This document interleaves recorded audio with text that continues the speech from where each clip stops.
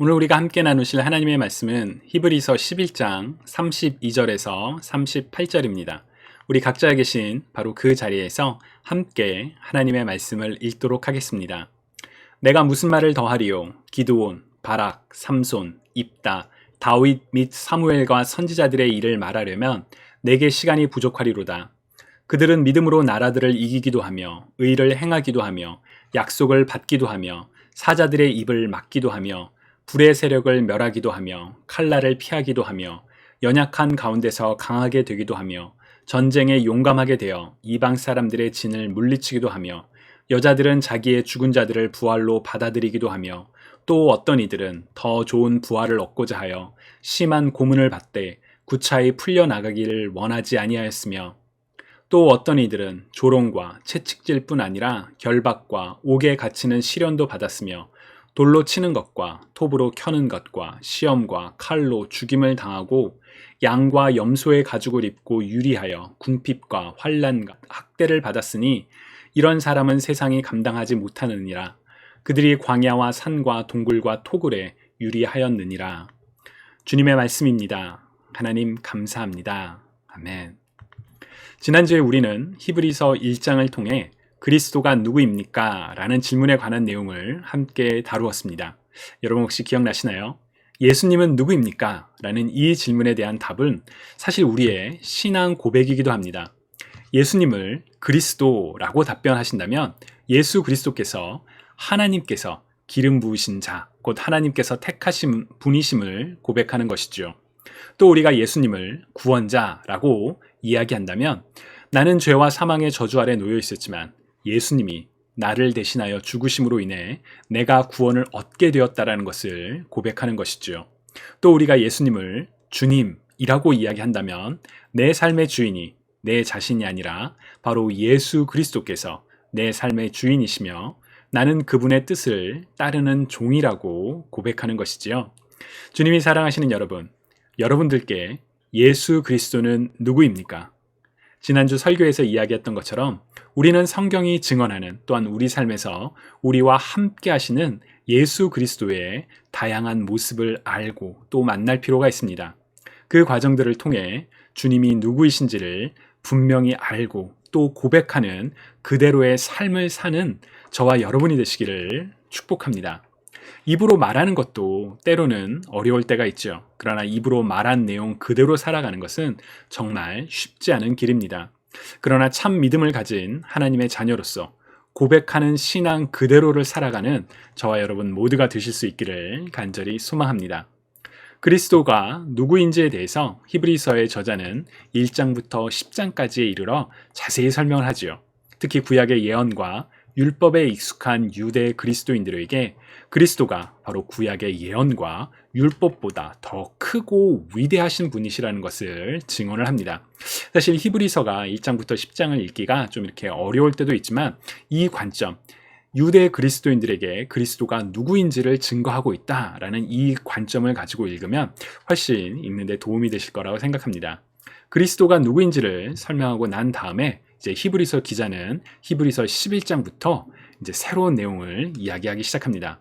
히브리서 11장은 믿음의 장이라고 불리기도 합니다. 영어로는 Hall of Faith, 곧 믿음의 전당이라고 불리기도 하는데요. 왜냐하면 히브리서 11장에는 믿음과 관련된 내용이 가득 차 있기 때문입니다. 먼저 11장 1절을 세번역 성경으로 읽어보면 우리 한번 같이 읽어볼까요? 믿음은 바라는 것들의 확신이요 보이지 않는 것들의 증거입니다. 아멘. 여러분, 믿음이 무엇인가요? 바라는 것들의 확신과 보이지 않는 것들의 증거라는 이 표현을 우리는 곰곰이 생각해 볼 필요가 있습니다.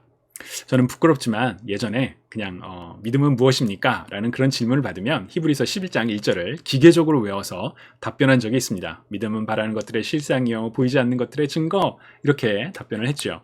그때는 성경을 암송하는 것만으로 그리고 설명하기 쉽지 않은 믿음이라는 개념을 성경적으로 멋지게 설명한다는 사실에 조금 우쭐했었던 것은 아닌가라는 생각을 해보기도 합니다. 그러나 그렇게 성경을 읽으면 안 되겠지요.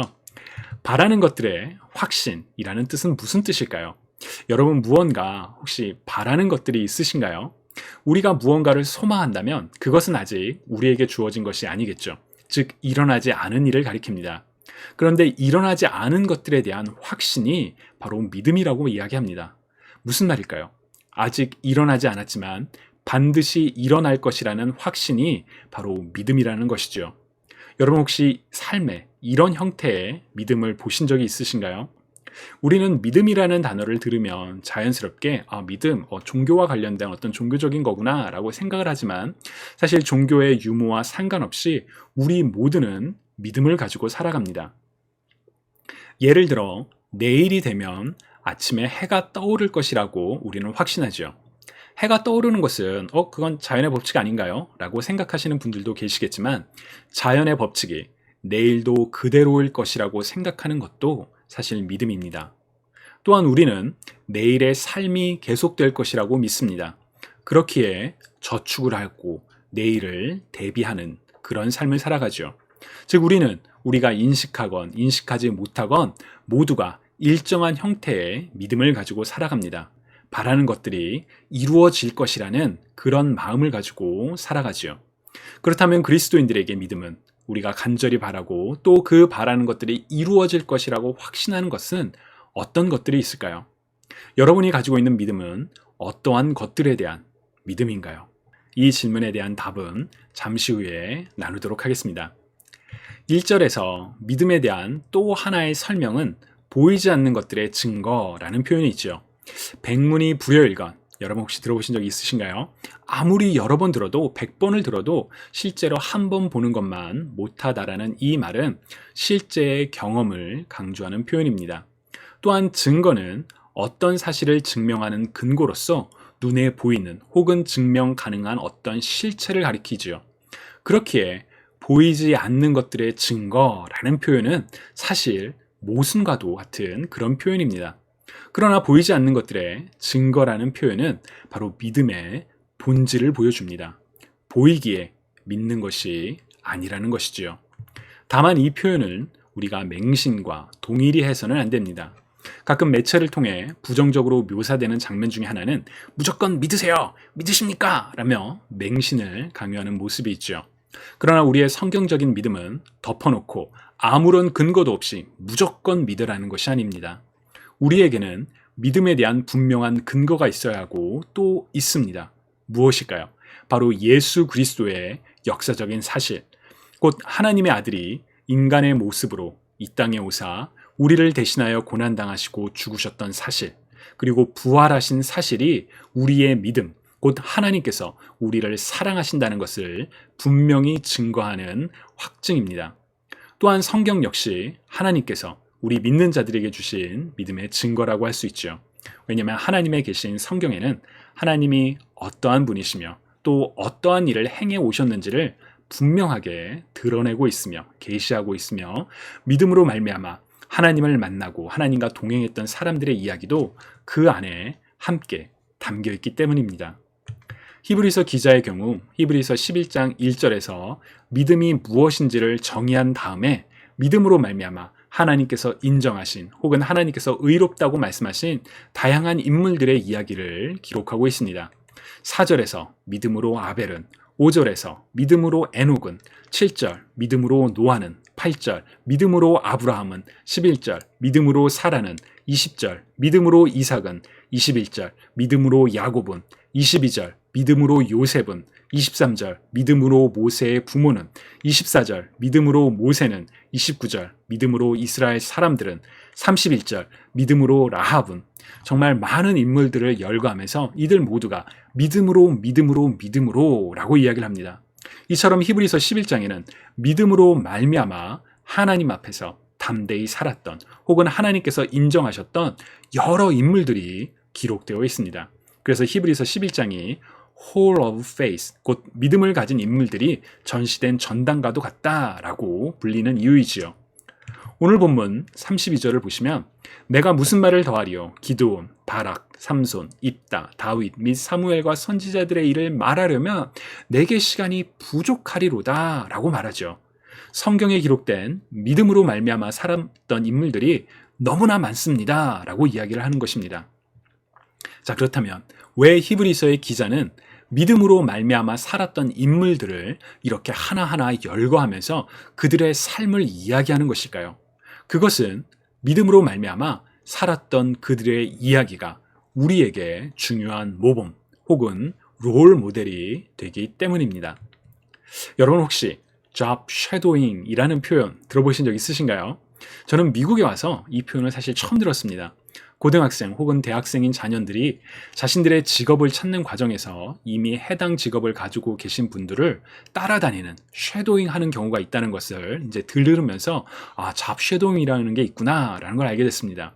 예를 들어 의사가 되고 싶다면 자기가 알고 있는 의사에게 이제 부탁을 해서 허락을 받아서 그분을 따라다니며 그 직업이 실제로 어떤 삶을 사는구나 라는 것을 배우는 것이죠. 사실 잡 트레이닝 중에 OJT라고 On the Job Training이라고 전임자를 따라다니며 일을 배우는 것이 있다는 것은 알고 있었지만 직업을 정하기 위해서 잡 쉐도잉을 하는 경우도 있다는 것은 저는 이제 그전에 알지는 못했습니다. 배울 수 있는 역할 모델을 옆에서 보고 배우는 과정은 참 많이 도움이 되는 것이라고 생각합니다. 좋은 스승을 만나는 것이 참 중요한 것처럼 말이죠. 저는 히브리서 기자가 이처럼 많은 믿음의 인물들을 열거하는 이유 중에 하나가 바로 믿음으로 말미암아 살아가는 사람들의 이야기를 통해 믿음을 가진 사람들이 어떻게 믿음을 지켜야 할지를 배우고 또한 힘든 상황 속에서도 믿음을 지키도록 위로와 격려를 주기 위한 것이 아닐까라고 짐작을 해봅니다. 믿음의 조상들이 이런 상황 속에서도 믿음으로 말미암아 이렇게 살았으니 나도 믿음으로 말미암아 이렇게 살아야 되겠다라는 다짐으로 이어질 수 있기 때문이죠. 그리고 오늘 본문은 믿음으로 말미암아 살게 되는 삶의 모습이 어떤 것인지를 우리에게 이야기를 합니다. 주님이 사랑하시는 여러분, 믿음으로 말미암아 살게 되는 삶은 어떤 모습일까요? 아니, 바라는 것들의 확신인 믿음을 가지고 우리는 어떠한 삶을 바라며 그리스도인으로서 어떠한 삶을 바라며 살아가고 있는 걸까요? 많은 경우 우리는 믿음으로 말미암아 세상 가운데서 형통하기를 소망하는 그런 경우가 있죠. 야베스의 기도, 곧 주께서 내게 복을 주시려거든 나의 지역을 넓히시고 주의 손으로 나를 도우사 나로 환난을 벗어나 내게 근심이 없게 하옵소서라는 이 기도를 되뇌이며 하나님, 우리 삶의 지경이 넓어지고 환난과 근심이 없는 삶을 살았으면 좋겠습니다 라고 기도해 보신 적 혹시 없으신가요? 그래서 몸과 마음이 아프지 않고 심지어 병이 들었다 할지라도 믿음으로 말미암아 모든 질병이 다 씻겨 나가고 몸이 다 회복되고 경제적으로 어렵지 않을 정도의 복을, 그래서 지경이 넓은 그런 삶을 바랄 때가 있죠. 또 자녀가 믿음으로 말미암아 잘 자라나서 좋은 학교, 좋은 직업을 갖기를 기도하기도 합니다. 믿음으로 말미암아 우리의 영혼이 잘 되고 범사가 잘 되고 강건해지는 축복을 바라며 살아갈 때도 있지는 않은가요? 실제로 성경에는 믿음으로 말미암아 나라의 고위 관직이 되고 또 많은 소유를 누리고 또 질병에서 회복되는 이야기들이 많이 있으니까요. 그래서 믿음으로 말미암아 우리 삶에 그러한 일들이 일어나기를 바라고 또 그렇게 될 거야 라고 확신하는 믿음을 가질 때가 있는 것 같기도 합니다. 오늘 우리가 읽은 본문에서도 믿음으로 말미암아 그러한 일들이 일어난다라고 합니다. 33절부터 35절 상반부까지 세번역 성경으로 읽으면 우리 한번 같이 읽어볼까요?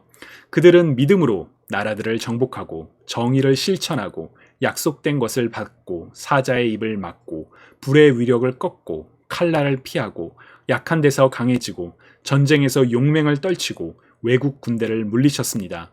믿음으로 여자들은 죽었다가 부활한 가족을 다시 맞이하였습니다. 아멘. 아멘이 절로 나오지 않나요? 주님, 내게도 이런 일들이 일어나게 하여 주옵소서. 내 삶 속에서도 승리하는 일들이 일어나게 하여 주옵소서. 여러분, 이런 기도 하실 때 있지 않으신가요? 그러나 이어지는 35절 하반절부터 38절까지 읽어보시면 우리 이것도 같이 한번 읽어보겠습니다. 또 어떤 이들은 고문을 당하면서도 더 좋은 부활의 삶을 얻고자 하여 구태여 놓여 나가기를 바라지 않았습니다. 또 어떤 이들은 조롱을 받기도 하고 채찍으로 맞기도 하고 심지어는 결박을 당하기도 하고 감옥에 갇히기까지 하면서 시련을 겪었습니다. 또 그들은 돌로 맞기도 하고 톱질을 당하기도 하고 칼에 맞아 죽기도 하였습니다. 그들은 궁핍을 당하며 고난을 겪으며 학대를 받으면서 양과 염소의 가죽을 입고 떠돌았습니다. 세상은 이런 사람들을 받아들일 만한 곳이 못 되었습니다. 그래서 그들은 광야와 산과 동굴과 땅굴을 헤매며 다녔습니다. 여러분, 아멘이라는 단어가 나오시나요? 주님, 제게도 믿음으로 말미암아 이런 일들이 일어나게 해주세요. 라는 그런 기도 하실 수 있으신가요? 적어도 저는 그렇게 하지 못할 것 같습니다. 믿음으로 말미암아 세상 속에서 잘 되기를 바라지만 반대로 믿음으로 말미암아 내가 고통을 당하고 조롱을 당하고 억압을 당하고 사회로부터 격리되는 일들이 일어나는 걸 차마 바라지 않기 때문입니다. 그러나 성경은 믿음으로 말미암아 어려운 일들 역시 일어날 수 있음을 우리에게 분명히 이야기를 하죠. 그렇다면 어떻게 해야 될까요? 믿음으로 말미암아 잘 되기만을 바라는 것은 안 되는 것일까요? 아니, 잘 되는 것을 바라는 것조차 그것도 잘못일까요? 아니요, 저는 그렇지 않다라고 생각합니다. 하나님이 우리 아버지시기에 우리는 우리 삶에 필요한 것들을 위해서 간구할 수 있는, 자녀가 아버지께 무엇을 구하는 것처럼 그런 간구할 수 있는 특권을 받았습니다. 우리가 하나님의 자녀라는 정체성을 가지고 있기에 할 수 있는 일이죠. 그런데 우리가 이미 아뢰기 전에 하나님께서는 사실 우리에게 필요한 것을 이미 다 알고 계십니다. 그래서 주님께서는 다만 너희는 그의 나라를 구하라. 그리하면 이런 것들을 너희에게 더하시리라 라고 말씀하셨지요. 즉 우리가 삶 속에서 믿음으로만 말미암아 바라는 것의 첫 번째는 바로 하나님의 나라, 곧 하나님의 통치하심, 하나님의 다스리심이 일어나는 것을 우리가 먼저 바라야 한다는 것이지요. 하나님의 나라는 그리스도의 성육신 하심으로 말미암아 이미 이 땅에 임했지만 다시 오실 주님에 의해 완성될 것이기에 이미 임한, 그러나 아직 완전히 완성되지 않은 그 사이를 살아가는 우리는 매일의 삶 속에서 하나님의 나라를 믿음으로 말미암아 구해야 합니다. 믿음으로 말미암아 하나님 나라가 이루어지기를 바라는 삶, 어떤 삶일까요? 제가 얼마 전 창세기 39장을 읽다가 좀 충격을 받았습니다. 요셉이 이집트에 노예로 팔려갔던 때를 이제 설명하고 있는 이야기인데요. 39장 2절을 읽어보시면 여호와께서 요셉과 함께 하심으로 요셉은 형통하게 됐습니다. 요셉은 이집트 사람인 주인의 집에 머물렀습니다. 라고 기록되어 있습니다. 제가 이 부분을 읽으면서 참 여러 가지 생각이 들었습니다. 형통, 도대체 형통이라는 건 무엇일까요? 세상적 관점에서, 아니 그냥 제 관점에서 만약 이때 요셉이 정말 형통했다면 노예의 신분에서 자유를 얻고 가족이 기다리는 고향으로 돌아가 자신을 죽이려고 했고 자신을 노예로 팔았던 형들을 향하여 정의를 세운 다음에 평안히 살아가는 것이 그것이 형통이 아닐까라는 생각이 들었습니다. 그러나 하나님이 함께 하셔서 형통하게 되었을 때 요셉은 여전히 이국 땅에서 살아가는 노예의 신분이었죠. 그럼에도 하나님께서 그와 함께 하심으로 형통하게 되었다라고 이야기를 합니다. 그렇다면 믿음으로 말미암아 형통하게 된다는 것은 도대체 무엇일까요? 가장 확실한 답변은 우리가 따라야 할 가장 최고의 믿음의 모델, 바로 12장에 기록되어 있습니다. 히브리서 12장 1절부터 3절 우리말 성경으로 우리 같이 한번 읽어볼까요? 이와 같이 우리를 둘러싼 구름같이 많은 증인들이 있으니 모든 짐과 얽매이기 쉬운 죄를 벗어버리고 인내로써 우리 앞에 놓인 경주를 합시다. 믿음의 창시자요 완성자신 예수를 바라봅시다. 그는 자기 앞에 놓여있는 기쁨을 위해 부끄러움을 개의치 않으시고 십자가를 참으셨습니다. 그래서 그는 하나님의 보좌 오른편에 앉게 되셨습니다. 여러분, 거역하는 죄인들을 참으신 분을 생각하십시오. 그리하여 지쳐 낙심하지 마십시오. 아멘. 그리스도의 삶은 믿음으로 말미암아 우리가 발휘하는 삶의 모습이 어떤 것인지를 분명하게 보여줍니다. 우리의 주님 대신 하나님의 아들 예수 그리스도께서는 기쁨을 위하여 부끄러움을 개의치 않으시고 십자가를 참으셨습니다. 그래서 주님을 따르는 제자인 우리도 우리가 세상 가운데 믿음으로 말미암아 어려움을 당하고 힘들 수도 있지만 더 큰 기쁨을 바라며 인내하셨던 주님을 따라 인내할 수 있는 것이지요. 믿음의 창시자요 완성자이신 그리스도를 바라며 세상의 다른 그 어떤 것들보다 예수 그리스도를 바라며 살아가는 삶, 바로 이것이 진정한 믿음으로 살아가는 삶이 아닐까요? 주님을 사랑하시는 여러분, 믿음으로 말미암아 살아가는 삶은 때로는 세상적인 기쁨과 형통을 주기도 하지만 동시에 때로는 어려움과 고난을 겪는 삶일 수도 있습니다. 그러나 그럼에도 불구하고 우리가 믿음으로 살아가기를 소망하고 또 그렇게 살아갈 수 있는 이유, 바로 예수 그리스도께서 그 믿음의 길을 먼저 걸어가셨기 때문입니다. 그렇기에 우리는 예수 그리스도를 따라 예수 그리스도로 말미암아 이미 임한 하나님의 나라가, 하나님의 통치하심이 내 삶에서도 이루어지기를 바라며 하나님이 함께 하심으로 형통하게 되었습니다 라고 고백하는 그런 삶을 살 수 있지 않을까요? 오늘 하루도 예수 그리스도를 따라 정말 이 세상 가운데 하나님과 함께함으로 말미암아 형통의 삶을 살아가는, 그래서 힘차게 살아가는 저와 여러분 모두가 되시기를 주님의 이름으로 간절히 축복합니다. 여러분, 이 시간 우리 함께 기도드리시겠습니다. 사랑의 하나님, 믿음으로 말미암아 살아가는 삶에 대해서 우리가 더 깊이 묵상하며 정말 믿음으로 말미암아 사는 삶을 살기를 간절히 소망합니다. 주님, 믿음으로 말미암아 세상적인 성공과 형통을 바라는 삶이 아니라 믿음으로 말미암아 하나님께서 기뻐하시는 예수 그리스도를 따라 살아가는 우리가 될 수 있도록 주님, 우리를 붙잡아 주시고 우리에게 힘과 능력을 더하여 주셔서 우리가 세상에 때로는 즐겁고 때로는 어렵고 그런 여러 가지 상황에 처한다 할지라도 그런 상황에 상관없이 하나님과 함께 동행하며 평안의 길을 살아가는, 형통의 길을 살아가는 우리 모두가 될 수 있도록 주님, 우리를 인도하여 주옵소서. 감사드리며 살아계신 예수 그리스도의 이름으로 기도드립니다. 아멘.